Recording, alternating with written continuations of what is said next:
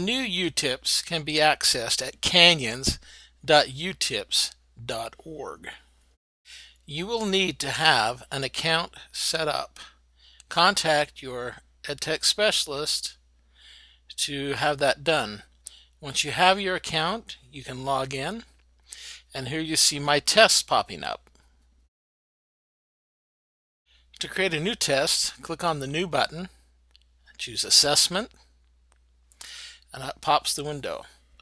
You can title this test anything you want. I'm going to start with chemistry, but I'm going to change that in just a minute. You need to make the test available for students to be able to take it. So you need to put a date. It doesn't have to be time-stamped, but you can put a timestamp as well. So you need to put a date when it's available, and it can be through forever, or you can set a specific date. So I have this test will be available for 5 days. Now, if I want to choose items from the pool, I select Choose Items from the Pool. I select USOE. I choose a subject. This is actually going to be a 6th grade science test. So I'm going to choose Science, 6th grade, and then from the standards, 6th grade science. I can choose a full or half blueprint test, but that creates a massive test. What I want to do is actually create my own or a custom test. Now I can select those items that I want from specific standards and objectives. Now I'm ready to select from each standard here how many questions I want. If I choose at the standard level and there's 2 objectives, I select 10 items, it's going to give me 5 of each item.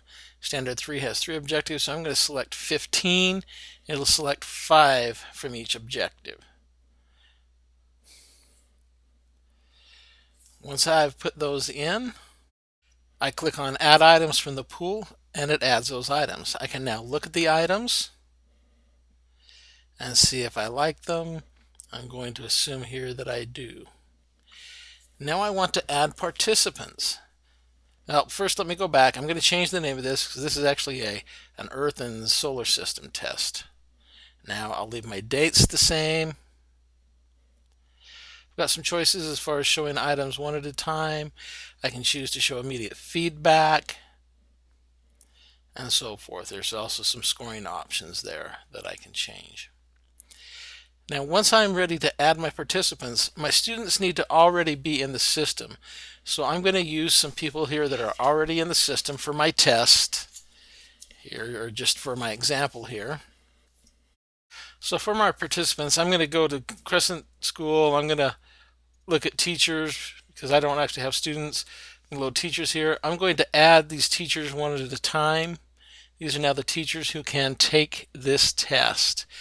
Of course, you would choose students. To share this test with other teachers so they can give it to their students, I would click on the Sharing tab here. Again, I'm going to go select those some teachers from Crescent Elementary.